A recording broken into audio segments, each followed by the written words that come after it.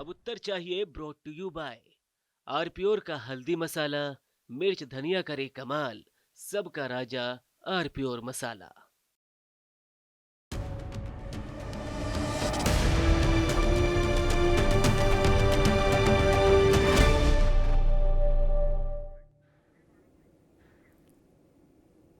आज संगम के तट पर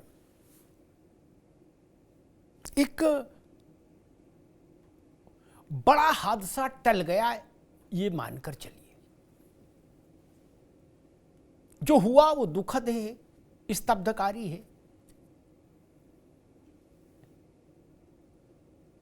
जो दिवंगत हुए उनके प्रति समस्त संवेदनाएं पूरे राष्ट्र की, जो घायल हैं वो शीघ्र स्वस्थ हो, ऐसी कामना हर कंठ से निकल रही है। लेकिन फिर भी सोचिए,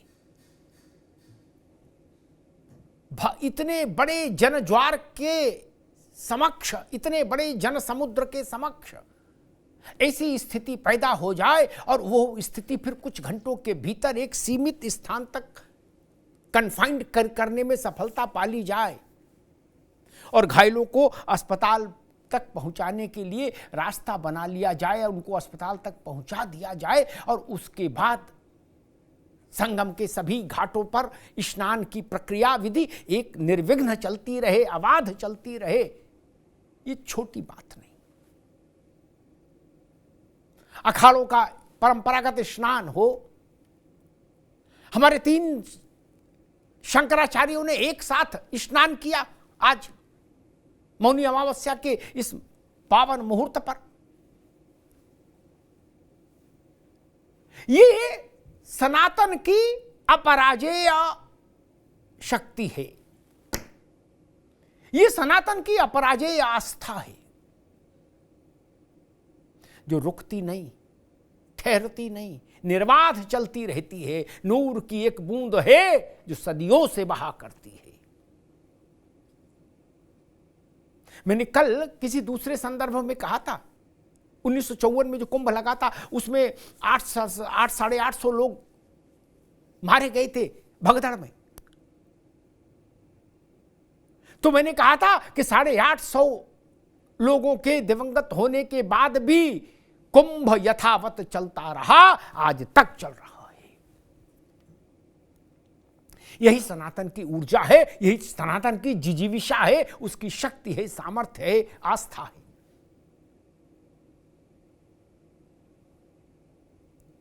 ये भगदड़ कैसे हुई, क्यों हुई, इसकी जांच होगी, पड़ताल होगी, रिपोर्ट आएगी, ठीक बात है। लेकिन हमको इस बात को जरूर दिमाग में रखना होगा। हमको हमारे एक साथी बता रहे थे, वो एक आंकड़ा निकाल कर लाए थे कि कब कब कुंभ में ऐसी दुर्भाग्यपूर्ण घटनाएं घटी। मैंने उनसे कहा कि इन आंकड़ों का मेरे पास मुझे कोई उपयोग नहीं करना, क्योंकि मैं तो जानता हूं कोई भी दुर्घटना, कोई भी हादसा इतना बड़ा नहीं जो सनातन की आस्था के ध्वज को झुका सके। और आज कुंभ ने वो सिद्ध कर दिया, वो प्रमाणित कर दिया अखिल विश्व के सामने कि हर भगदड़ पर सनातन की आस्था भारी है, लोक की आस्था भारी है, लोक की चेतना भारी है।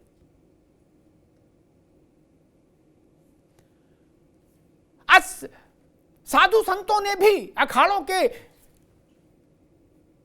संतों ने भी आज अद्भुत दिग्दर्शन कराया अपनी वैचारिकी का, अपने विचार का। सुबह जब ये खबरें आई कि भगदड़ हुई है, तो अखाड़ा परिषद के संतों ने कहा कि आज हम शोभा यात्रा नहीं निकालेंगे, हम अपना स्नान आज का स्थगित करते हैं, हम बसंत पंचमी पर स्नान कर लेंगे। सोचिए, ये बड़ा त्याग है, बड़ा हृदय दिखाया संतों ने, ताकि स्थिति में कहीं व्यवधान, स्थिति को सुधारने में व्यवधान ना आए। हमारे यहां कहा गया, संत हृदय नवनीत समाना। संत का हृदय नवनीत के समान है, मक्खन के समान है, सच में।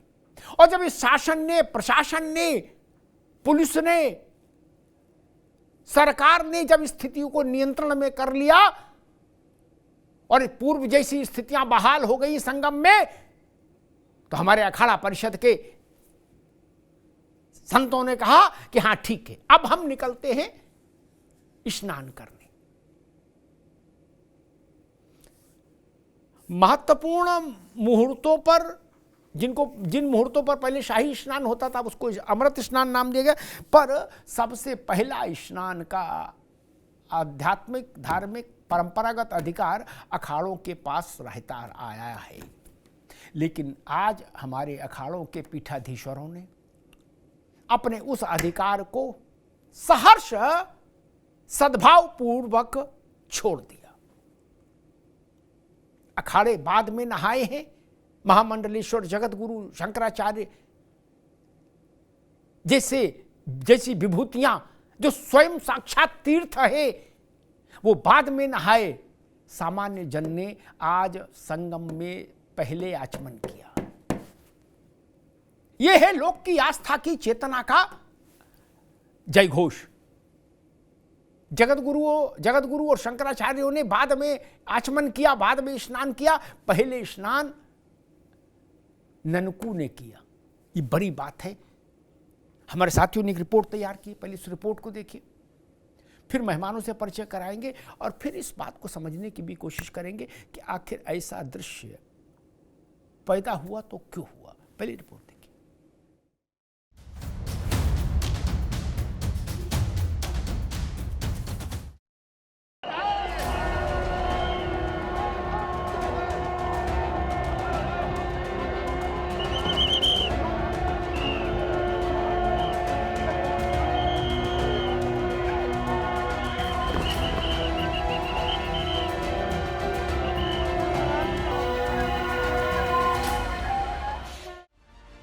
महाकुंभ में आधी रात को अचानक अफवाह के आगोश में हुए हादसे ने हर किसी को हलकान कर दिया, क्योंकि इस भगदड़ में तमाम लोगों के घायल होने के साथ साथ कई लोगों की जान चली गई।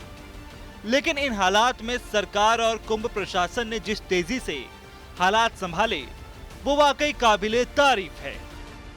ये मेरी अपील है पूरे प्रदेशवासियों से, पूरे देशवासियों से और सभी श्रद्धालुओं से भी, सभी पूज्य संतों से भी, कि अफवाह पर कोई ध्यान न दें, संयम से काम लें। ये सब आयोजन सभी लोगों का है। प्रशासन उनकी सेवा के लिए पूरी तत्परता के साथ लगा हुआ है। केंद्र और राज्य सरकार पूरी मजबूती के साथ वहाँ पर हर प्रकार का सहयोग करने के लिए तत्पर है। लेकिन कोई किसी अफवाह पे ध्यान न दे। कोई भी व्यक्ति नकारात्मक अफवाह फैलाने का प्रयास करेगा, उस प्रकार से नुकसान हो सकता है। और जहां पर हैं आप, लगभग 15 से 20 किलोमीटर के दायरे में अस्थायी घाट बनाए गए हैं, उसमें कहीं भी वे स्नान कर सकते हैं। आवश्यक नहीं कि संगम नोच की तरफ ही आएं। उस हादसे में हमें कुछ पुण्यात्माओं को खोना पड़ा है। कई लोगों को चोटें भी आई हैं। मैं प्रभावित परिवारों के प्रति संवेदना व्यक्त करता हूं और घायलों के जल्द स्वस्थ होने की कामना करता हूं। मैं यूपी सरकार के साथ निरंतर संपर्क में हूं। मौनी अमावस्या की वजह से करोड़ों श्रद्धालु आज वहां पहुंचे हुए हैं।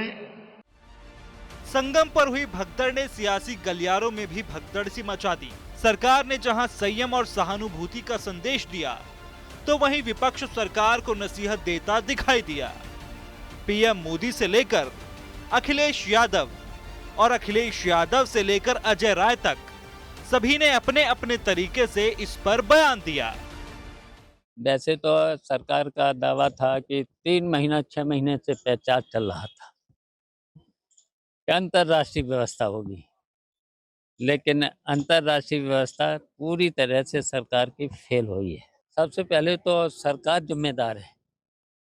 अगर जरा सी भी इनमें तो इस्तीफा दें सरकार के लोग। कुंभ के व्यवस्था में ये जो चूक हुई है इसके लिए कौन जिम्मेदार? 10,000 करोड़ से ज्यादा पैसा खर्च हुआ है, 10,000 करोड़ से भी ज्यादा। कहाँ गया पैसा? व्यवस्था अगर होती तो ये लोग नहीं मर जाते, सैकड़ों लोग जख्मी हुए, इंजर्ड हुए। तो ये अव्यवस्था है। भारतीय जनता पार्टी इस माध्यम से राजनीतिक प्रचार कर रही है, कुंभ की मार्केटिंग का फायदा उठाकर चुनाव लड़ना चाहती है। ये कोई श्रद्धा नहीं है उनकी, ये राजनीति है। हर जगह पर राजनीति करते हैं और लोग अपने जान को खो बैठते हैं। आज सुबह प्रयागराज महाकुंभ की दुखद घटना की जानकारी मुझे हुई, जिसमें हमारे इस देश के जो महाकुंभ में भाग लेने गए थे, हमारे भाई बहन, हमारी माताएं और पितातुल बुजुर्गगण, आज उनके साथ भारी घटना घटी है। उसमें मेरी जानकारी में कई लोगों की मृत्यु हो गई, काफी लोग घायल हो गए हैं और काफी लोग बहुत ही हताहत स्थिति में हैं। यानी रात के अंधेरे में संगम पर जो हुआ, सुबह के सूरज से पहले संगम फिर से श्रद्धालुओं के आगोश में आ गया। जोश और जयकारे के साथ मौनी अमावस्या के मौके पर स्नान करने वालों की भीड़ का भंवर दिखा। जिन संतों और अखाड़ों ने पहले स्नान स्थगित कर दिया था, एक के बाद एक उन 13 अखाड़ों ने भी अमृत स्नान किया। वहीं हेलीकॉप्टर से हुई पुष्प वर्षा ने माहौल बदल दिया।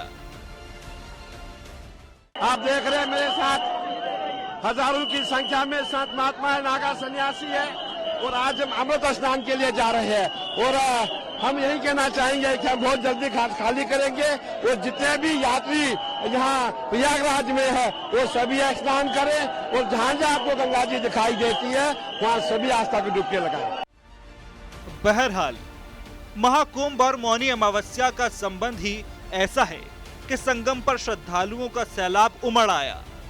सरकार और सिस्टम के लिए ये किसी कड़ी तपस्या से कम नहीं। वहीं भगदड़ जैसे हालात के बाद भी संगम पर सनातन का शंखनाद कम नहीं हुआ। यानी भगदड़ पर भारी पड़ गई सनातन की आस्था।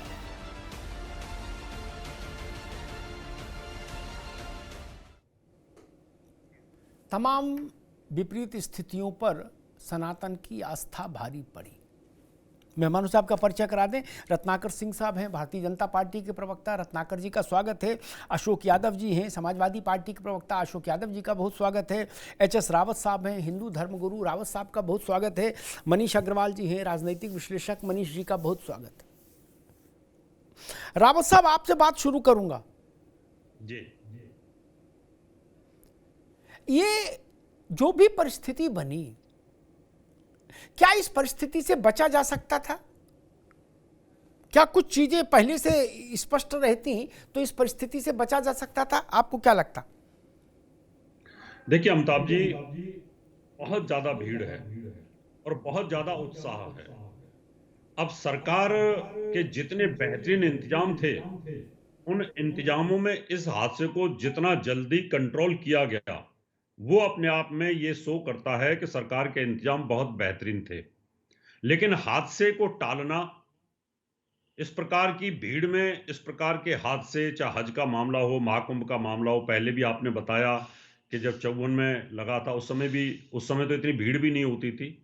इस प्रकार के हादसे हो जाना, कुछ नकारात्मक एलिमेंट ऐसी भीड़ में होते हैं, कुछ वो तत्व होते हैं जो भगदड़ शुरू कर देते हैं। एक जो श्रद्धालु आदमी होगा उसको भगदड़ करने की तो जरूरत है नहीं, वो तो अपना हर हर महादेव, हर हर गंगे, हर हर महादेव करता हुआ निकल रहा है, वो भगेगा क्यों? तो कुछ ऐसे शरारती होते हैं कि जैसे हमने कभी रामलीलाएं देखी थी, तो रामलीलाओं में सांप छोड़ दिया या भागना शुरू कर दिया और रामलीलाओं में भगदड़ मच गई, वहां भी लोग घायल हो गए। एक छोटे से एरिया में घायल हो जाते हैं लोग। ऐसे ही आपने सिनेमा हॉलों में भी देखा होगा, कोई भी आदमी छोटी सी अफवाह फैला देता है और वहां भगदड़ मच जाती है। तो ये कुछ इस प्रकार के जो तत्व होते हैं जो भगदड़ मचा देते हैं, उसकी वजह से ये हादसा हुआ। रोकना ना रोकना प्रभु के हाथ में होता है, जिसकी जिस समय लिखी होती है वो चला जाता है। और लेकिन इसको और थोड़ा सा कंट्रोल किया जाता, क्योंकि सुबह सुबह का मामला था, पता था कि मौनी अमावस्या के दिन 4 गुना भीड़ आएगी, जी तो प्रशासन थोड़ा और जी अगर फोर्सेज को बढ़ा देता तो मुझे जी लगता है इसको रोका जा सकता था। मैं मनीष जी के पास चलूं उससे पहले मैं अंत में ये बताऊंगा कि मेरी दृष्टि क्या कहती है कि क्या अब अगले कुंभ के लिए क्या होना चाहिए, ये भी तय होना चाहिए। हर कुंभ से हमको कुछ सीखना भी चाहिए। मैंने प्रश्न क्यों किया रावत जी से, इसलिए किया क्योंकि मुझे लगता है कि जिस ढंग से देश की आबादी बढ़ी है, सुविधाएं बढ़ी हैं, यातायात के संसाधन बढ़े हैं, लोगों के पास आर्थिक शक्ति बढ़ी है, कुंभ में जन समुद्र बढ़ता रहेगा रावत जी। ठीक, इस बार 50 करोड़ आएंगे, अगला कुंभ लगेगा तो हो सकता 60 आ जाए। तब मनीष जी के पास आऊं उससे पहले बात कह दूं, तब सरकार किसी की हो, करना यह होगा कि सारा आभा मंडल, सारा दारो मदार केवल उस छोटे से घाट को नहीं सौंप दीजिए जिसको हम त्रिवेणी बोलते हैं। क्या कम से कम 3 दर्जन घाट आपको इस प्रयागराज में ऐसे निर्मित करने होंगे और उन घाटों को मान्यता देनी होगी। घाट निर्मित करना तो सरकारी लोगों का काम है रावत जी, उनको मान्यता धार्मिक लोगों को देनी होगी। मैं चाहता हूं कि जगतगुरु शंकराचार्यगण, महामंडलेश्वर, आचार्यगण ऐसे घाटों पर स्नान करें ताकि वो घाट भी जागृत हो जाए तो वहां लोग नहाने लगेंगे। लेकिन सबको नोच चाहिए संगम की, ये संभव नहीं, ये संभव नहीं। मनीष जी, मैं थोड़ा खराब बोल रहा हूं क्योंकि मैं व्यथित भी हूं।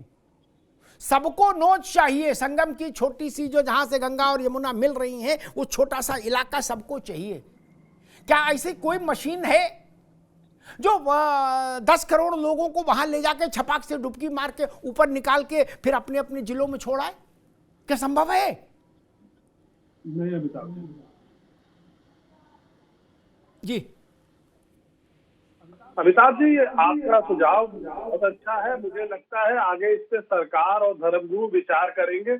हमें तो इस परिप्रेक्ष्य में देखना चाहिए कि रात में जो घटना हुई है वो कितनी बड़ी हो सकती थी, लेकिन प्रशासन की मुस्तैदी से और प्रशासन ने जो इंतजाम वहां कर रखे थे, लोगों को तुरंत सही समय पे इलाज के लिए, व्यवस्था के लिए पहुंचाया और 3 से 4 घंटे में इतनी बड़ी जनसंख्या होने के बाद भी प्रयागराज में स्थिति कंट्रोल में आ गई। सारे धर्म गुरुओं ने जो परिवर्तन करा वो जनता के हित में था, लेकिन 11 बजे से उनका स्नान शुरू हो गया और मौनी अमावस्या का पर्व वैसे ही मनाया गया जैसे मनाया जाता था। इसमें सनातन की आस्था हमें जरूर दिखती है, क्योंकि जैसे आजकल सोशल मीडिया ये खबरें प्रयागराज के लोगों को भी मिल रही होंगी, लेकिन लोगों ने इस पर पैनिक नहीं करा, अपना स्नान करा, वापस जाने की प्रक्रिया जारी रखी। ऐसी गलतियां, ऐसी संभावनाएं होती हैं, लेकिन हमें प्रशासन को इस तरीके से देखना चाहिए कि प्रशासन का रेस्पॉन्स टाइम ऐसी समस्याओं में कितना तेजी से आता है, कितनी तेजी से वो समस्याओं को कंट्रोल करते हैं। कोई नहीं चाहता समस्या हो, कोई नहीं चाहता किसी भी प्रकार की किसी एक जान की भी हानि हो या किसी को जरा सी भी चोट लगे जब वो धर्म की आस्था में आ रहा है। लेकिन भगवान न करे अगर ऐसा होता है तो प्रशासन की मुस्तैदी सिर्फ और सिर्फ इसमें होती है कि कितनी जल्दी वो इस आपदा को कंट्रोल करते हैं और जिन लोगों को इलाज की जरूरत है उन्हें इलाज दिलवाते हैं, और जो लोग आस्था के उस दरवाजे पे खड़े हैं उन्हें निराश न करते हुए उन्हें तुरंत स्नान की व्यवस्था कराते हैं। आज हमें धर्म गुरुओं का भी ये धन्यवाद देना चाहिए कि उन्होंने रात में ऐसी परिस्थितियां देखने के बाद अपने विचार को बदला था और फिर सुबह जब प्रशासन से उनकी बात हुई तो उन्होंने उस विचार को मानते हुए वैसे ही आके स्नान करा जैसे वो करते हैं। और ये पर्व जिस तरीके से मनाया जा सकता था उसी हर्षोल्लास से मनाया जा रहा है। हाँ, आपदा से हमें ये सीख मिलती है कि आगे हम और क्या बेहतर कर सकते हैं वो जरूर करना चाहिए। ठीक बनवान जी। अशोक यादव जी, आपदा का इतिहास हर बड़ी घटना के साथ जुड़ा है। भंडारे में भी आपदा हो जाती है। लेकिन इतने बड़े जनसमुद्र के प्रवाह के बाद भी जो त्वरित कार्रवाई है, रिस्पांस टाइम जो है मशीनरी का, वो तो अद्भुत है। लोगों को एम्बुलेंस में लेके अस्पताल तक पहुंचना, जब सब तरफ अफरा तफरी हो और करोड़ों लोग प्रयागराज में हो, और कुछ घंटों के भीतर स्थिति इतनी सामान्य कर लेना कि वो परंपराएं फिर से अपना उनका पालन हो पाए और फिर से सामान्य जन से लेके जगत गुरु और शंकराचार्य तक अपनी अपनी मान्यताओं के अनुरूप स्नान कर पाए। अशोक जी। देखिए अमिताभ जी, सबसे पहले तो हमारी तरफ से उन दिवंगत श्रद्धालुओं की आत्मा की शांति के लिए भगवान से प्रार्थना करते हैं और सरकार से मांग करते हैं कि जो मारे गए श्रद्धालु हैं उनके शवों की पहचान करके उनके घरों को पहुंचाया जाए, जो घायल हैं उनको एयरलिफ्ट करके अच्छी व्यवस्था दी जाए और जो लोग खोए हैं उनके परिजनों से जल्दी मिलवाने का प्रयास किया जाए। अमिताभ जी, इसके अलावा देखिए जो व्यवस्था थी वहां पर, उस व्यवस्था को लेकर के ज्यादा कुछ नहीं कहना है, लेकिन हम यही कहेंगे सरकार का आपने भी कई बातें सुझाव दिया, सरकार का लेकर के 3 बातें मैं भी कहना चाहता हूं। पहली बात यह है कि जो वहां पे सरकार की जो नैतिक जिम्मेदारी थी, श्रद्धालुओं को मैनेजमेंट करने की थी, उनको व्यवस्था देने की थी, लेकिन सरकार का ज्यादातर फोकस वीवीआईपी मैनेजमेंट पे लगा हुआ था। वीआईपी लोगों के परिजनों को, वीआईपी लोगों को दर्शन और स्नान कराने पर ज्यादा फोकस था सरकार की। इस बात को श्रद्धालुओं सहित कई महामंडलेश्वर लोगों ने भी कहा है अमिताभ जी। दूसरी बात, सरकार का जो अशोक भाई, कल से तो किसी भी वीआईपी की एंट्री बंद थी, सारे किस्म के पास कैंसिल थे, इवन मीडिया के पास कैंसिल थे, कोई वाहन नहीं अलाउड था, सिर्फ एम्बुलेंस और पुलिस के अलावा कल से। जी अमिताभ जी, इसके पहले आपने भी कई वीडियो देखे होंगे जो लगातार जो रेला आता था हमारे श्रद्धालुओं का, जिन श्रद्धालुओं की वजह से सरकार बनती बिगड़ती है, उन श्रद्धालुओं को कीड़े मकोड़ों की तरह रेंग कर घाट तक जाने की मतलब मजबूरी थी, और वहीं वीआईपी हुटर बजाते हुए जाते थे। अमिताभ जी, कैसी सरकार है? वो तो सनातन धर्मी थे ना श्रद्धालु, वो सनातन को मानने वाले, सनातन को धारण करने वाले श्रद्धालु थे। वो कीड़े मकोड़ों की जीवन जीते हुए वहां पहुंचे थे, वहां रेंग के पहुंचे थे, और जिनके वोट से सरकार बनती है वो लोग फ्लाइट से और हुटर बजाते हुए जाएंगे। ये कौन सी व्यवस्था है अमिताभ जी? और ये बताइए कि उन सनातन धर्मियों जो धारी हमारे श्रद्धालु थे अमिताभ जी, उनको इस बात का लेश मात्र भी ज्ञान नहीं था कि सत्ता में बैठे हुए लोग सनातन के व्यापारी हैं, जो सनातन का व्यापार करते हैं। उनको सनातन धर्म से कोई मतलब नहीं है, उनको वीआईपी मूवमेंट चाहिए, वीआईपी लोगों को बढ़िया व्यवस्था मिल जाए, उनका प्रचार प्रसार हो जाए, उनका राजनीति चमक जाए कुंभ के बहाने। तो उनका फोकस क्राउड मैनेजमेंट पे नहीं ज्यादा था, बल्कि इलेक्शन मैनेजमेंट पर था। इस बात की थोड़ा हम लोगों को कष्ट है कि जब सरकार इतना बड़ा बजट है, हमारे राष्ट्रीय अध्यक्ष जी ने भी कहा कि बजट और चाहिए और केंद्र सरकार से मांग करे उस बजट को और बढ़ा लें, लेकिन जो दुर्व्यवस्था वहां पे है उस दुर्व्यवस्था को सुव्यवस्था में बदलने का प्रयास किया जाए। कोई जिम्मेदार अधिकारी के ऊपर कोई एक्शन हुआ अमिताभ जी? आप बताइए। माननीय मोदी जी ने संवेदनशीलता का परिचय देते हुए दुख व्यक्त किया, संवेदना व्यक्त किया परिजनों के प्रति, लेकिन उत्तर प्रदेश सरकार का न तो मुखिया न तो कोई बड़ा चेहरा संवेदना तक नहीं व्यक्त किया। ये क्या मतलब संवेदनहीनता की पराकाष्ठा अमिताभ जी? ऐसा नहीं होना चाहिए था। ठीक है अशोक जी। अशोक जी ने कहा कि श्रद्धालु पैदल चल रहा है और नेता और अधिकारी हूटर बजा रहे हैं। कुछ लोग तो ये भी लिख रहे हैं कि वो नाश्ता अच्छा कर रहे हैं, काजू बादाम खा रहे हैं। इस ढंग का भी निगेटिव अपना रहता है। खैर, मैं एक ही बात कह के फिर रत्नाकर सिंह के पास जाऊंगा। नपना दुरुस्त रखो। मैं आज ये विषय लाना नहीं चाहता था, लेकिन अब क्या करें, अब आपने विषय खड़ा किया तो कहना होगा। 13 में आजम खान प्रभारी थे।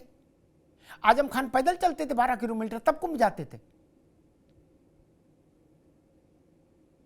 वो तो बिल्कुल गनीमत है, पानी में नहीं उतर सकती गाड़ी, नहीं नोज पे उतार देते कार, नहाना नहीं, लेकिन फिर भी। और अधोक्षानंद ने उनका सम्मान समारोह कुंभ में आयोजित कराया था कि नहीं? हमको सब याद रहता महाराज।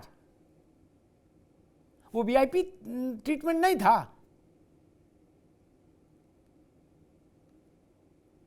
अखिलेश जी नहाने गए थे, पैदल गए थे। 13 में वो कुंभ के खत्म होने के बाद गए थे, नरेंद्र गिरी उनको ले गए थे नहलवाने। लेकिन तब भी पूरा प्रोटोकॉल था कि नहीं था? पूरा अमला जमला था कि नहीं था? नाव नाविक तक सब खाली कराए गए थे घाट की नहीं? 1954 में तो नेहरू जी को देखने के लिए भगदड़ मची, हाथी तक पागल हो गया और 450 लोग मारे गए।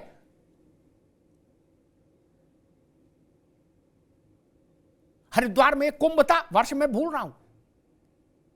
अशोक जी, आज जो आपकी पार्टी जिनके साथ अलायंस में है, कांग्रेस की सरकार थी लखनऊ में भी और दिल्ली में भी, वीर बहादुर अपने सारे अमले के साथ पहुंच गए थे, भगदड़ हो गई थी, 85 लोग मारे गए थे। मुझे ऐसा कुंभ बताओ,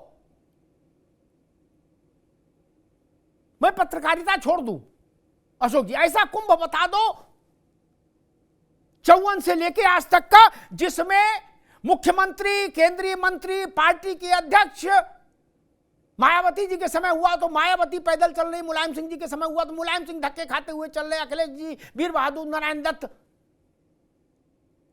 और ननकू हूटर की गाड़ी में जा रहा है, क्या रसगुल्ला खाता हुआ। ऐसा एक घटना बता दो।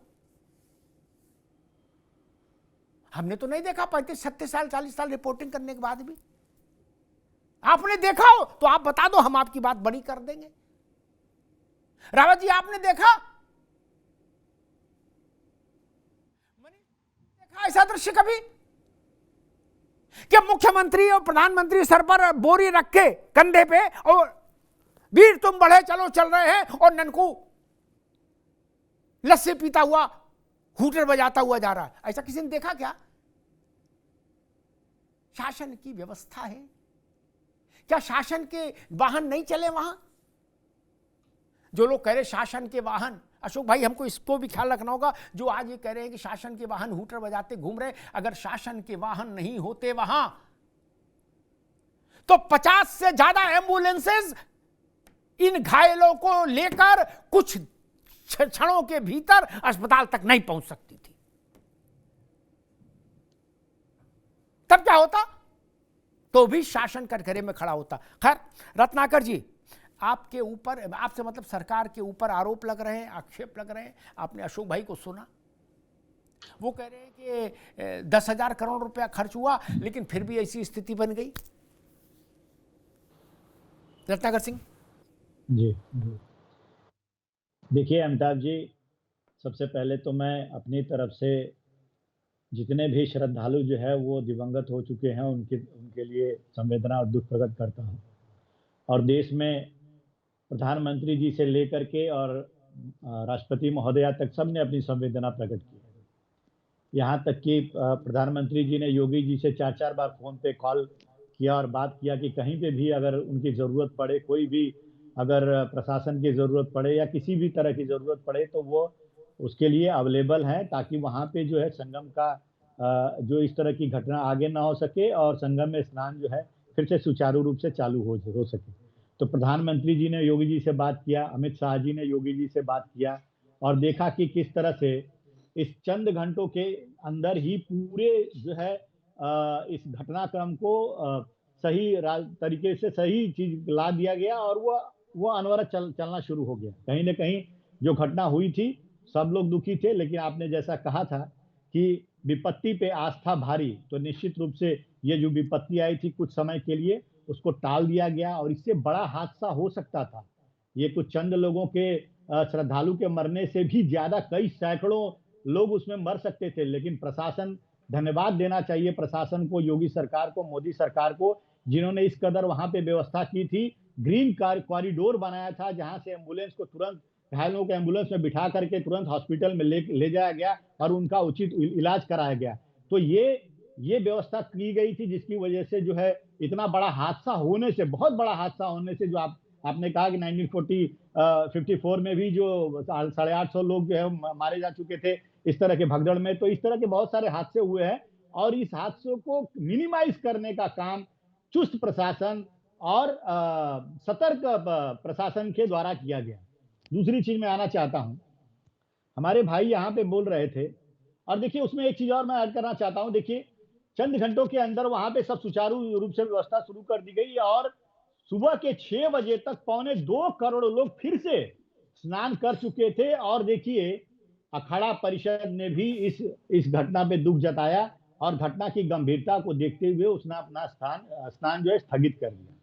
तो लोगों की भावनाएं जो है कि किस तरह से नॉर्मलाइज करें, फिर से उसको सुचारू रूप से चालू करें स्नान को, सबकी भावनाएं इस कदर थी, सब लोग अपनी अपनी बातों को रख रहे थे।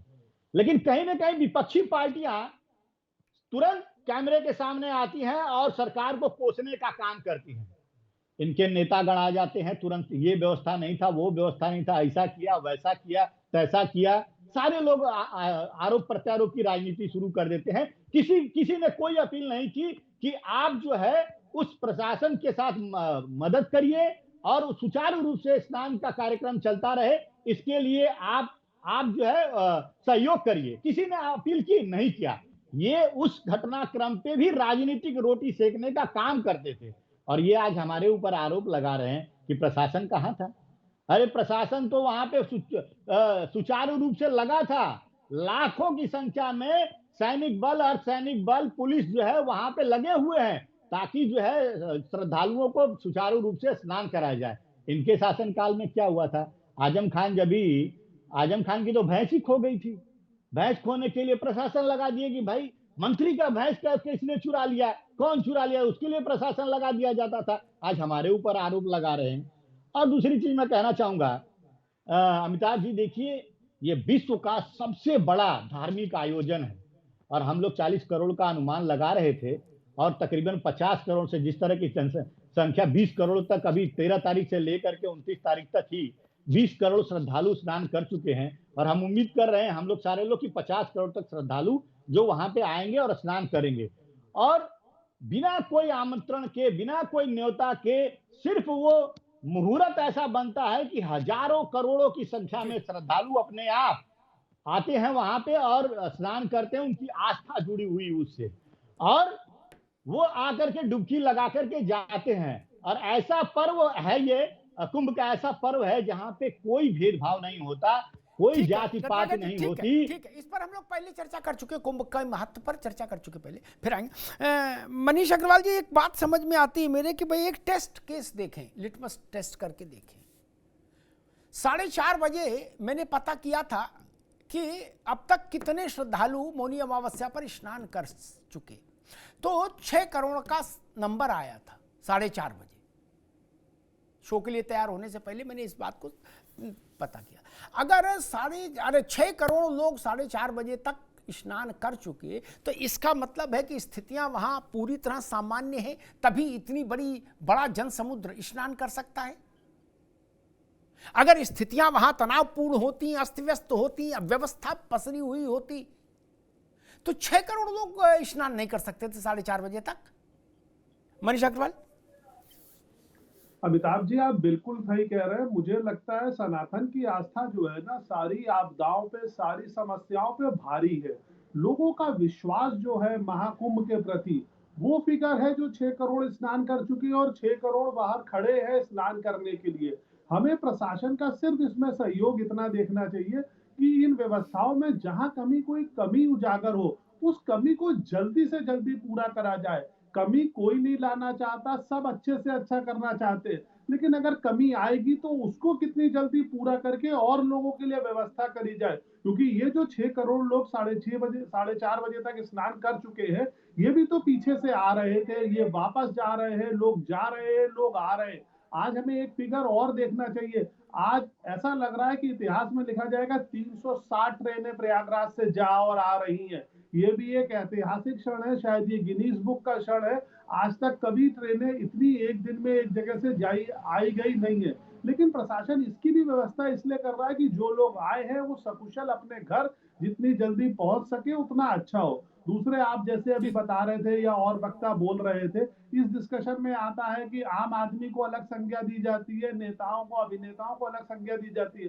तो ये भारत के परिप्रेक्ष्य में हर जगह देखा जाता है, इसको कुंभ में नहीं देखा जाता। जो लोग अभी तक होके आए, किसी ने ये नहीं कहा कि मुझे ये सुविधा ना दो। चाहे वो पक्ष का हो या विपक्ष का हो। मैं अकेले जाना चाहता हूं, मैं पैदल चल के जाऊंगा, मैं वीडियो नहीं बनाऊंगा, मैं उसे अपलोड नहीं करूंगा, मुझे नहाते हुए कोई ना देखे, मैं चुपचाप लौट आऊंगा। ठीक है मनीष जी, ठीक ठीक है, ठीक है, ठीक है मनीष भाई, रुकना होगा, मैं रावत जी के पास चलूं यही प्रश्न लेके। लेकिन एक बात जो मनीष जी अंत में कह रहे थे वो ठीक है, अशोक भाई के पास जब आऊंगा तो ये प्रश्न उठाऊंगा। अच्छा, हम मान लेते हैं कि सत्ता वाले हूटर बजा रहे हैं, क्या चलो मान ली अशोक भाई की, रावत जी आपके पास आ रहा हूं अभी। लेकिन जो विपक्ष के लोग गए उनने क्या ये कहा प्रशासन से कि ना भैया हमारे ढिया ना आइयो, हम पैदल पैदल जाइए पैया पैया, क्या अपना झोला खुद रख कंधे पर रख के? नहीं ना, उनने भी कहा चार्टर्ड लगाओ, अमला जमला लाओ, 300 फोर्स है, बोला 350 करो तब निकलेंगे गाड़ी से, क्या बोले एसपी स्तर का अधिकारी लगाओ, जय हिंद होना चाहिए, बिल्कुल कड़ाक सैल्यूट टैंग टांग, सब यही कर रहे। जो विपक्ष में वो तो कम से कम खाली हाथ चले जाते झोला लेके, तो हम उनको जगत गुरु मान लेते। नहीं रावत जी, सत्तारूढ़ वाले गड़बड़ कर रहे मान ली, लेकिन विपक्ष वाले ऐसे चले जाते तो हम उनको जगत गुरु घोषित कर देते। नहीं, माथे पर त्रिपुंड लगा के पैदल पैदल पैया पैया छैया छैया चल छैया छैया छैया छैया, नहीं, और ननकू की जलेबी खाते हुए, कभी रमते राम की कचौड़ी खाते हुए अपना स्नान करते। रावत जी, उनको किसी ने रोका था क्या? सरकार ने ऐसा कहा था कि नहीं तुम्हें मेरी कसम है 350 पुलिस वालों की सैल्यूट लेके उतरना? रावत जी जी अमिताभ जी, देखिए जितने भी कार्यकर्ता होते हैं, पार्टी के पदाधिकारी होते हैं, पार्टी के नेता होते हैं, या जो कहीं ना कहीं जनता के द्वारा चुने जाते हैं, वो लोग अपने आप में वीआईपी तो होते ही हैं, इसमें तो कोई दो राय नहीं है। अब अशोक यादव जी अगर मान लो वहां स्नान करने जाएं तो इनको भी कहीं ना कहीं प्रोटोकॉल मिलेगा, और ये साधारण रूप में जा भी नहीं सकते। अगर कोई पॉपुलर फेस है वो साधारण रूप में जाएगा कैसे? वो परेशान हो जाएगा। इसलिए विपक्ष के लोग तो और ज्यादा अपनी प्रोटोकॉल चाहते हैं। ऐसा नहीं है कि सत्ता वाले फिर भी ये सोचेंगे कि जनता परेशान ना हो, जनता हमारी वजह से दुखी ना हो। जैसे कि अभी केशव प्रसाद मौर्य जी एक सम्मेलन में, ज्योतिष के सम्मेलन में आए थे, अमर उजाला ने करवाया था, उसके अंदर उन्होंने कहा मैं तो आ नहीं रहा था, और वहां पर पाठक जी ने आने से मना कर दिया। उन्होंने ये कहा कि अगर हम वहां आएंगे तो व्यवस्था लगेगी, और व्यवस्था लगेगी तो बहुत ज्यादा भीड़ इकट्ठी हमारे पीछे हो सकती है, और उसके कारण भगदड़ हो सकती है। इसलिए उन्होंने मना किया कि मैं डिजिटली अटेंडेंस आपके साथ दूंगा। लेकिन केशव प्रसाद मौर्य जी आए तो सत्ता पक्ष के लोग इस बात को ध्यान में रखते हैं कि हमारी वजह से कहीं व्यवस्था खराब ना हो जाए, लेकिन अपोजिशन के लोग तो इस बात को नहीं मानेंगे। उनके तो छोटे से छोटा भैया जो नेता होगा वो भी चाहेगा कि हमें वीआईपी पास मिले, हमें प्रोटोकॉल मिले, और पुलिस की सुरक्षा के साथ हम त्रिवेणी घाट पर जाकर के स्नान करें और उसकी फोटो खींचे, और वो फिर अपने एरिया में पब्लिक में उसको फैलाए कि देखिए हमें प्रोटोकॉल मिला था और हम वहां गए थे, जिससे चुनाव जीतने में आसानी हो और पद मिलने में आसानी हो। तो ये एक राजनीतिक लोगों की सोच होती है, तो इसको तो डिनाई नहीं किया जा सकता। यहाँ तो सभी लोगों को सनातन धर्म में सोच रखने के साथ चलना पड़ेगा। अखिलेश जी गए थे, अभी उनका प्रोग्राम जारी हुआ, विशेष विमान से गए, विशेष विमान की शासन ने लैंडिंग कराई, उनके साथ उनकी सुरक्षा का पूरा अमला लगा, और प्रोटोकॉल के तहत वो संगम ले जाए गए, और जहां उन्होंने जाने की इच्छा व्यक्त की वहां तक ले जाए गए, और फिर वापसी तक उनके साथ भारी फोर्स रहा जब तक उनका विशेष विमान उड़ नहीं गया। और ऐसे जो भी विपक्ष का नेता जिस कद का गया उसको उस कद का मिला, कुछ नहीं तो 2 सिपाही तो लेके गया, जो भी गया, छोटा बड़ा जैसा भी। ये अखिलेश जी का क्या? राहुल जी मान लीजिए आए नहाने, तो राहुल जी टी शर्ट पहन के पैदल पैदल पैया पैया आएंगे, या वैसे ही आएंगे जैसे अखिलेश जी गए, या बाकी जा रहे हैं? अशोक जी ऐसा तो है, ऐसा तो है नहीं कि वे फापा मुंह में विक्रम टेम्पू से उतरेंगे और फिर पैदल पैदल चलना शुरू कर देंगे सामान्य जनता की तरह से। और ऐसा भी नहीं करेंगे कि सामान्य भक्त श्रद्धालु जिनकी आप चर्चा कर रहे हैं उनको अपनी गाड़ी में बैठा दे और खुद टेम्पू ले ले। अशोक जी अमिताभ जी देखिए, क्राउड मैनेजमेंट में वीआईपी मूवमेंट भी आता है। सवाल ये उठता है कि वीआईपी कौन? अगर कोई जन नेता है, बड़ा नेता है, पूर्व मुख्यमंत्री है, पूर्व रक्षा मंत्री है, आज वर्तमान में कोई मंत्री है, तो उसकी तो एक सूची होनी चाहिए ना। 2 दर्जन, 3 दर्जन, 4 दर्जन ऐसे लोग हैं जो वीआईपी के सूची में आते हैं। ऐसे लोगों के भूतपूर्व लिए को प्रोटोकॉल दे रहे हो अशोक भाई, लेकिन वर्तमान गृह मंत्री पर आपको आपत्ति थी कि इनको वीआईपी मूवमेंट क्यों दिया जा रहा है? गजब बात है। वर्तमान वाले को ना दो, भूतपूर्व वाले को दो। जी अमिताभ जी, मैंने कहा कि जो जन नेता हैं, जिनसे जनता का डायरेक्ट जुड़ाव रहता है, उनको भी मैनेज करना सरकार और प्रशासन की जिम्मेदारी होती है, लेकिन उसकी एक सीमा होती है अमिताभ जी। ये नहीं कि जितने वहां पे तो कई वीडियो ऐसे आए जो लाल नीली बत्ती लगे अधिकारियों की गाड़ी में तमाम उनके परिजन जो है मेला क्षेत्र में घूमते हुए नजर आए। अब अगर एक जिले का अगर पूरा प्रशासनिक अमला आप गिन लीजिए तो कम से कम 60-65 की संख्या होती है, और हर जिले में अगर सराउंडिंग का इस तरह से अगर सब लोग वीआईपी पास लेके चलने लगे तब तो हजारों की संख्या हो जाएगी अधिकारियों की ही। तो आप तो पहले बाइफरकेट करें मेला प्रशासन और सरकार कि वीआईपी कौन लोग हैं। वीआईपी जो जन नेता हैं, बड़े चेहरे हैं, जिनके आने से जनता उनके ऊपर या उनसे मिलने के लिए वहां पे दुर्व्यवस्था भड़क सकती है, तो ये तो सरकार की जिम्मेदारी। क्राउड मैनेजमेंट में वीआईपी मूवमेंट भी आता है। अब अगर सरकार को लगता है कि अखिलेश यादव जी को अकेले छोड़ देने से अगर भीड़ को कोई दिक्कत नहीं होगी, तो हम तो नहीं मांग किए थे कि हमको सारी व्यवस्था एसपीजी चाहिए, एनएसजी चाहिए, हम तो ऐसा मांग नहीं किए थे। वो सरकार की जिम्मेदारी थी कि उनको सकुशल, जैसे बाकी श्रद्धालुओं की जिम्मेदारी होती है कि उनको सकुशल स्नान कराए, वैसे हमारे राष्ट्रीय ध्वज की भी जिम्मेदारी थी मेला प्रशासन की और सरकार की कि उनको भी सकुशल जो है स्नान कराए। तो इसमें हमारी तरफ से कोई प्रोटोकॉल का वो नहीं था। सरकार की सबसे बड़ी जवाबदेही होती है कि वीआईपी लोगों की संख्या को सीमित रखा जाए। ये नहीं कि हर जिले से 50 वीआईपी पैदा हो गए, पास लेकर के सेटिंग करके जुगाड़ लगा करके उनके परिजन जा रहे हैं। तो ये सारी दुर्व्यवस्था अमिताभ जी जो खराब हुई है, जो व्यवस्था वहां पे, ये इसी वजह से खराब हुई है। अमित शाह जी के आने से, माननीय अखिलेश यादव जी के आने से, राहुल गांधी जी के आने से, योगी जी के आने से व्यवस्था खराब नहीं होती है, क्योंकि सबको पता है कि ये बड़े चेहरे हैं। ठीक है अशोक भाई, अभी रुकना होगा। अशोक जी ने अभी बात थोड़ी सी गाड़ी का स्टीयरिंग घुमा दिया है आज। अच्छा है, मैं इसका स्वागत करता हूं। कल तक समाजवादी पार्टी योगी आदित्यनाथ के बार बार जाने पर आपत्ति कर रही थी। मैं नाम लेके बोल दूं, बोले बार बार क्यों जा रहे हैं, इनके जाने से ही बवाल हो रहा है। अच्छा जी, वो ना जाए तो आप जाओगे, आप मीटिंग लेंगे, लोहिया वाहिनी के अध्यक्ष को भेज दिया जाए कि जा भैया तू मीटिंग ले ले? नहीं ना। अमित शाह जी जिस दिन गए थे उस दिन उनकी आलोचना कितनी हुई। आज अशोक जी ने गाड़ी घुमा दी, यू टर्न ले लिया, उन्होंने उनको तो देना चाहिए। तीसरी बात आई कि हमने सिक्योरिटी नहीं मांगी, हमने प्रोटोकॉल नहीं। बाकायदा एक चिट्ठी जाती है, अशोक जी जानकार व्यक्ति हैं, जानते हैं, शासन को। उस चिट्ठी में मिनट टू मिनट प्रोग्राम दर्ज होता है और उसके अंत में लिखा यह होता है कि कृपया उचित सुरक्षा प्रबंध करने का कष्ट करें। सुरक्षा प्रबंधों के लिए, प्रोटोकॉल के लिए चिट्ठी जाती है अशोक भाई, आप तो जानते हो, ठीक। और इस वक्त आप कह सकते हो कि मैं इस बहस में नहीं पड़ूंगा कि किसी अधिकारी ने अपनी गाड़ी में अपने किसी रिश्तेदार को कुंभ नहीं घुमाया होगा, लेकिन दिल पे हाथ रख के देखिए, ऐसा कहां नहीं होता, कहां नहीं होता। नेता जब लंबा कुर्ता पहन के झपड़ झपड़ चलता है तो वो भी 4 चेले साथ लेता है, गुडुआ नहलवा के लाते हैं क्या? ओम प्रकाश कह रहे थे ना, हमें बताना हमारे संग कौन कौन चलेगा, कुंभ घुमा के लाते हैं, कह रहे थे ना। तो अगर किसी इंस्पेक्टर ने 2 लोगों को कुंभ नहलवा दिया तो कोई गुनाह हो गया क्या मित्र? मैं तो कहता हूं राहुल गांधी जी को अभी आना शेष है, वो एक लकीर खींच दें कि हम कोई प्रोटोकॉल नहीं लेंगे, हम श्रद्धालुओं के साथ चलेंगे, बिल्कुल कुंभ की रज को माथे पर लगा के खींच दे, मैं प्रशंसा करने आऊंगा। वो सिक्योरिटी हटा दे, कहे नो प्रोटोकॉल एट ऑल।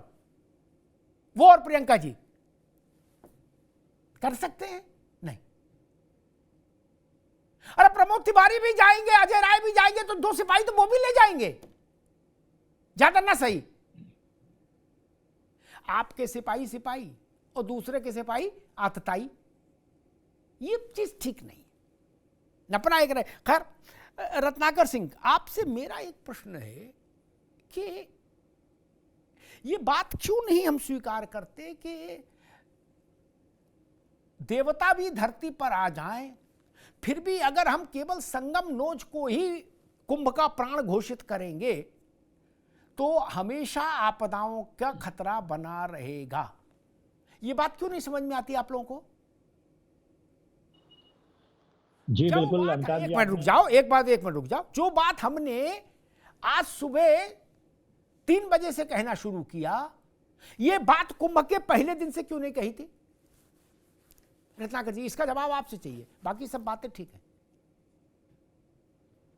जी बिल्कुल अमिताभ जी, इसमें अरे भाई, आपने ये ज्ञान जिस दिन कुंभ आरंभ हुआ उस दिन क्यों नहीं दिया और इस ज्ञान का प्रचार क्यों नहीं किया? देखिए अमिताभ जी, अमूमन ये होता है कि कुंभ क्षेत्र जो है किस कदर इस बार बढ़ाया गया था, आपने देखा। मैं क्या वो सब मालूम है, मैं पूछ रहा हूं आपने इस जो प्रचार अब रात 3 बजे दोपहर रात से किया, वो प्रचार कुंभ के आरंभ से क्यों नहीं किया कि संगम के 15 किलोमीटर के 16 किलोमीटर के परिधि में जितने घाट हैं सब उतने ही पवित्र हैं, सब में अमृत की बूंद है, सब उतने ही पवित्र हैं, आध्यात्मिक हैं। क्यों नहीं कहा हमने? मैं ऐसे लोगों को जानता हूं, एक मिनट रुक जाओ, पहले बात पूरी सुन लो फिर इकट्ठे जवाब। मैं ऐसे लोगों को जानता हूं रावत जी, जिनसे कहा कि जहां हो वही नहा लो, उनने कहा भैया गंगा तो हमारे घर में रही, बगल जहां से आए रहे हैं तो हुए नहीं नहा लेते, मरे चाहे जिए जाइए संगम। लो, इस तर्क की काट ढूंढ लाइए, कोई माई का लाल इस तर्क की काट लाए। फरुखाबाद के एक परिवार से हमने कहा उधर ना जाओ, जहां हो वही नहा लो, बोले भैया तो गंगा तो हो ही रहा है जहां से आए, फरुखाबाद नहीं गंगा। अब बोले यहां आए गंगा में नहाए। रत्नाकर जी, आपसे सिर्फ इसी बात का उत्तर चाहिए। इस बात का उत्तर आ जाएगा समझदारी भरा तो हमेशा के लिए कुंभ में भीड़ प्रबंधन में सुविधा हो जाएगी। सरकारें आती जाती रहेंगी लेकिन कुंभ रहेगा और श्रद्धालु रहेंगे, उसका प्रबंधन सर्वोत्तम ढंग से होना चाहिए। रत्नाकर जी, आप बताइए। जी अमिताभ जी, देखिए सबसे पहले तो मैं यही कहूंगा कि जो भीड़ की उम्मीद की जा रही थी कि मौनी अमावस्या के दिन कम से कम 10 करोड़ जो है श्रद्धालु वहां पे आएंगे। एक मिनट, अब फिर गलत, अब दाएं बाएं ना भटको मुझे। एक मिनट बाबू, मैं आपको वो वक्तव्य बता दूंगा जिसमें कहा गया था कि आएंगे 8 करोड़ से 10 करोड़, लेकिन हमारी तैयारी 12 करोड़ की है। इसलिए मत कहिए अचानक से भीड़ ज्यादा आ गई, अचानक कुछ भी नहीं है। अब बताइए। बिल्कुल अचानक से भीड़ की हम लोग उम्मीद कर रहे थे कि 10 करोड़ के लगभग जो है वह श्रद्धालु वहां मौनी अमावस्या का जो शुभ दिन है उस दिन जरूर लोग आएंगे, और उनको प्रशासन ने पूरी तैयारी करके रखी थी कि किस तरह से कहां से बैरिकेडिंग करके और लोगों को डाइवर्ट करेंगे, भीड़ को डाइवर्ट करके जो है वो स्नान का बंदोबस्त करेंगे, और प्रशासन ने काम किया था। लेकिन श्रद्धालु लोग जो है वह संगम नोच के पॉइंट की तरफ ही सारे लोग बढ़ना शुरू कर दिए। और मैं आपको बता दूं, ब्लू लाइन बनी हुई थी, भीड़ को डिवाइड करने के लिए ब्लू लाइन बनी हुई थी। उस ब्लू लाइन के बैरिकेड को फांद करके और लोग जो है संगम नोच पॉइंट की तरफ जाने लगे, और जब तेजी से जाने लगे तो इसी क्रम में वहां पे भगदड़ जो हुई, और प्रशासन वहां पे कोशिश करता रहा, लेकिन भीड़ का हुजूम इस कदर था कि वहां पे लोगों ने बैरिकेडिंग तोड़ दिया, जिसकी उम्मीद नहीं थी प्रशासन को, और सब लोग संगम नोच की तरफ जाने लगे, जिसकी वजह से भगदड़ हुआ। निश्चित रूप से इसकी उम्मीद नहीं थी, क्योंकि प्रशासन ने जिस प्रकार से बैरिकेडिंग करके अलग अलग स्थानों पे, एक मिनट और रुकना होगा। क्यों उम्मीद नहीं थी? जब सबने एक ही बोला कि कुंभ का मतलब त्रिवेणी, कुंभ का मतलब त्रिवेणी, तो उम्मीद कहां आपको थी आदमी गंगा सागर जाके नहाएगा? नहीं, संगम नोच पॉइंट आप देखिए, संगम नोच पॉइंट आप देखिए कितना छोटा एरिया। अरे उसी को त्रिवेणी बोलते मेरे भाई, तुम भी गजब कर रहे हो। बिल्कुल बिल्कुल, हाँ। त्रिवेणी बोलते हैं। वो जो पॉइंट है जो आपने देखा नुकीला पॉइंट, अगर भीड़ श्रद्धालु जो है उसी पॉइंट पे सारे लोग अगर जा करके और स्नान करने की चेष्टा करेंगे और तो सारी व्यवस्था धरी की धरी रह जाएगी। जो लोग बैरिकेडिंग करके हमने जो कोशिश किया था कि अलग अलग जगहों पे उनको भीड़ को डिवाइड कर दे और वहां पे वो स्नान करें। ठीक है रत्नाकर जी, रुकना होगा ठीक है, रुकना होगा। समय कम है, एक सवाल एक एक पंक्ति का उत्तर लूंगा। मनीषी, एक एक पंक्ति का उत्तर सबसे। मैं इस तर्कों को अमान्य करता हूं कि अंदाज नहीं था कि सारे लोग संगम नोच जाएंगे। बिल्कुल मुझे पूरा अंदाज था, फिर आपको क्यों नहीं था? ये बात तर्कपूर्ण नहीं। जब बुलाया ही इसलिए, आया ही आदमी इसलिए कि संगम त्रिवेणी नहाएंगे। ये संगम नोज कहां से नाम आया मैं नहीं जानता। नोजोज क्या? मैं पुराना आदमी हूं तो त्रिवेणी जानता हूं। है आदमी त्रिवेणी नहाने आया है, गंगा नहाने नहीं। हमने इस कॉन्सेप्ट को क्यों नहीं बदला? और जब त्रिवेणी नहाने आया तो त्रिवेणी ही नहाएगा।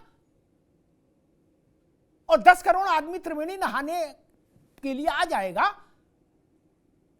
तो फिर तो ऐसे ही होगा जो हो रहा है। मनीष अग्रवाल, छोटा छोटा उत्तर जल्दी से। है अगले महाकुंभ से इस तरीके के इंतजामों में कुछ परिवर्तन लाना चाहिए कि सारे लोग वाकई में त्रिवेणी नहाना चाहते हैं। आपने जो शुरू में सुझाव दिया था कि कुछ और घाटों का महत्व बढ़ाना चाहिए, मंडलेश्वर के संग बैठ के और लोगों को उस तरफ जाने की आस्था जनरेट करनी चाहिए। रावत जी बताइए, जब 50 करोड़ आदमी त्रिवेणी नहाने के संकल्प के साथ निकलता है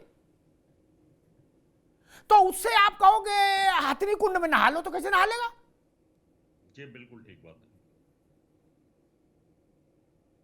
बताइए राजी, क्या होना चाहिए? छोटी सी टिप्पणी। अमिताभ जी, मैं आपकी बात से इस बात से सहमत हूं कि अगर सरकार ने ये पहले से प्रचार किया होता कि त्रिवेणी के बाद जो गंगा की धारा है वो गंगा जमुना सरस्वती की धारा है, उसके ऊपर बने हुए घाटों में भी आप स्नान कर सकते हैं, तो ये हादसे को रोका जा सकता था और भीड़ को डाइवर्ट किया जा सकता था। अभी तो पूरे विश्व के अंदर, इंडिया में नहीं, इंडिया के बाहर भी यही कंसेप्ट है कि त्रिवेणी गंगा जमुना सरस्वती का जहां पर मिलन है वहीं पे स्नान करने का महत्व है। तो ये प्रचार किया गया है, लोगों के दिमाग में ये बात, शास्त्रों में ये सब चीजें लिखी हुई हैं। तो शास्त्र तो उस समय लिखे गए थे, उस समय जब इतनी भीड़ थोड़ी थी, तो उस समय तो आप आसानी से कर सकते थे। हमने भी 20-30 साल पहले वहां 1 महीने तक लगातार स्नान किया है। तो इसलिए वो जगह तब घाट बड़े थे, गंगा बड़ी थी, यमुना बड़ी थी और लोग कम थे। अब घाट छोटे हो गए, यमुना सिकुड़ गई, गंगा सिकुड़ गई और लोग ज्यादा हो गए। अशोक भाई, बिल्कुल जो व्यक्ति संकल्प लेके परिवार से निकला है कि मुझे त्रिवेणी में अवगाहन करना है, वो तो इलाहाबाद प्रयागराज उतरते ही पूछता भैया त्रिवेणी किधर है? अशोक भाई, छोटी सी टिप्पणी। जी जी बिल्कुल, देखिए आपका सुझाव सार्थक है और इस सुझाव पर सरकार को अमल करना चाहिए था। क्योंकि मैं अगर अपनी बात रखूंगा तो इसको आप ये मत कहिएगा कि मैं राजनीति कर रहा हूं। मैं स्पेशली मतलब ये सीरियस होकर कह रहा हूं कि आपकी बात को सिरोधार करते हुए सरकार को इस काम में अपना दिमाग लगाना चाहिए था। लेकिन चूंकि सरकार का जो focus Amitabh ji crowd management पे नहीं था, उसका फोकस राजनीति और प्रचार में व्यस्त थी सरकार, इसीलिए ये सब समस्या हुई। अगर क्राउड मैनेजमेंट में रहती, इतने बड़े बड़े अधिकारी हैं वहां पे, इतने बड़े डिप्लोमेट्स वहां पे, जो बात आपके दिमाग में आ जाई है, ये बात उनके दिमाग में क्यों नहीं आई? जब शुरू हुआ कुंभ तो आना चाहिए था ना। तो उनके दिमाग में तो 24 घंटा। ठीक है अशोक भाई, समय कम है, माफ करिएगा। रत्नाकर भाई, छोटी सी टिप्पणी, 30 सेकंड, सिर्फ 30 सेकंड जल्दी से।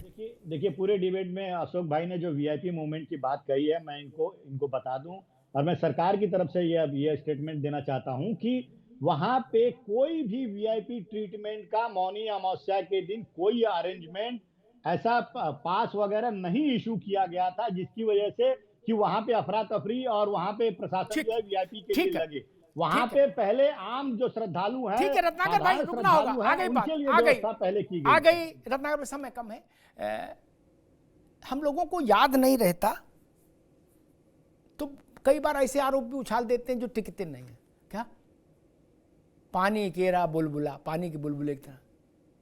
जब 54 में भगदड़ हुई अशोक भाई और 850 से ज्यादा श्रद्धालु दिवंगत हो गए, तो उसके बाद एक आयोग बना ना, उस आयोग का नाम मैं भूलूं, उस आयोग ने रिपोर्ट दी। उस रिपोर्ट पे सबसे मुख्य बात थी कि स्नान के पर्वों पर किसी भी किस्म के प्रोटोकॉल बाधारक लोग नहीं आएंगे। क्या? और वो आज तक व्यवस्था चल रही है। वीर बहादुर सिंह ने उसका उल्लंघन किया था तो 200 लोग मरे थे, 200 लोग हरिद्वार में। Can you imagine? Just because of Veer Bahadur Singh, तत्कालीन मुख्यमंत्री उत्तर प्रदेश। ये सामान्य नियमावली है भारत की कि अमृत स्नानों में, उससे पहले शाही स्नानों में नो मंत्री नो संतरी, न वर्तमान न भूतपूर्व न भावी, कोई नहीं, सब अपने अपने घर रहो। इसलिए ये मसला नहीं। मसला मैं फिर कहता हूं, निश्चलानंद जी महाराज पुरी के जगत गुरु शंकराचार्य, वो किसी घाट पर स्नान कर ले, वो घाट जागृत हो जाएगा, दिव्य हो जाएगा। कांची कामकोटि पीठ के जगत गुरु शंकराचार्य जिस घाट पर अवगाहन कर लेंगे वो घाट त्रिवेणी हो जाएगा। ये साक्षात साकार तीर्थ है हमारे लिए। ये लोग महंत शंकराचार्य ये जागृत तीर्थ हैं, देहधारी तीर्थ हैं ये चलते हुए। इसीलिए लाखों लोग इनके चरणों की रज लेना चाहते हैं। क्या हम ऐसा नहीं कर सकते? क्या हम सनातन के धर्माचार्यों से अनुरोध नहीं कर सकते कि महाराज ये 40 घाट जागृत कर दीजिए? 5 बड़े शंकराचार्य, अभी बसंत का स्नान आ रहा है रावत जी, 5 बड़े शंकराचार्य, एक धर्माचार्य एक घाट पर, 5 एक पर, 5 एक पर, 5 एक पर। या इसके बाद मैंने कहा था कुछ सुझाव दूंगा, या एक काम ये कर लो रत्नाकर जी, मेरी बात जहां तक टीवी से पहुंचेगी, वरना आप भी पहुंचाइए, अशोक जी को भी अच्छी लगेगी, निष्पक्ष बात है। ये तय हो जाना चाहिए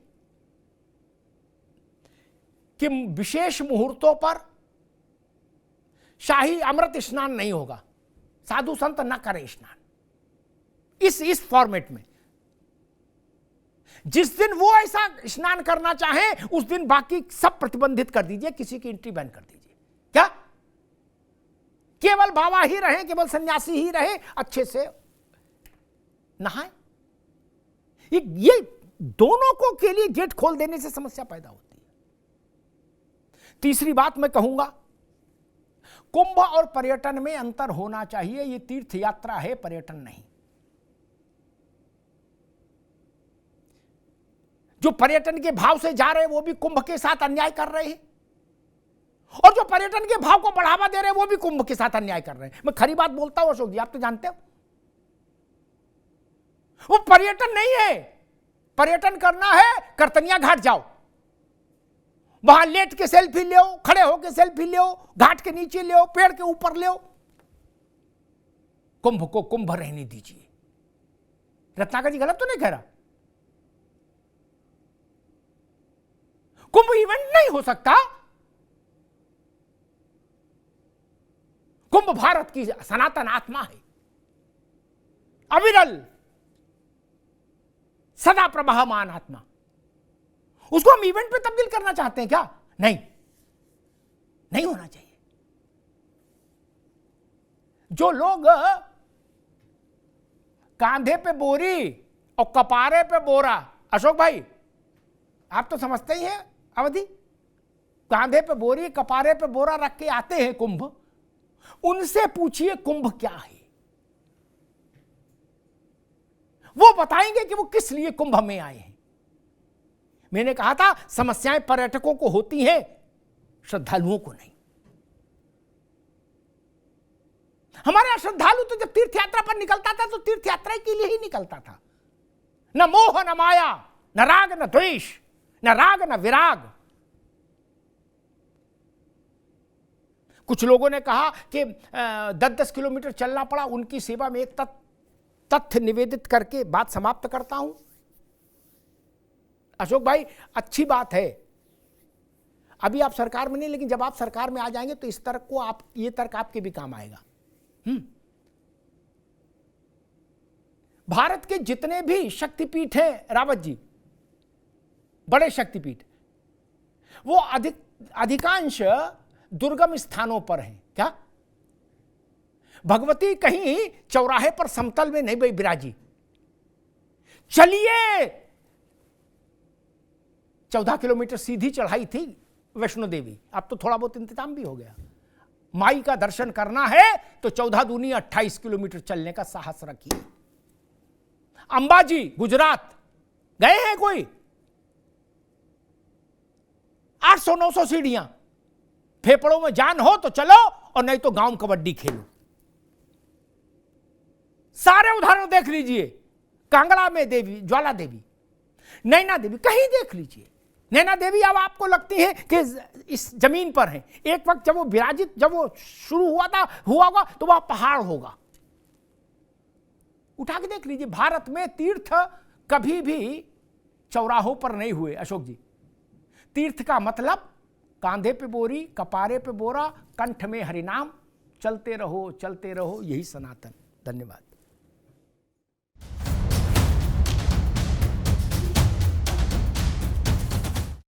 अब उत्तर चाहिए ब्रॉट टू यू बाय आरपीओर का हल्दी मसाला, मिर्च धनिया करे कमाल, सबका राजा आरपीओर मसाला।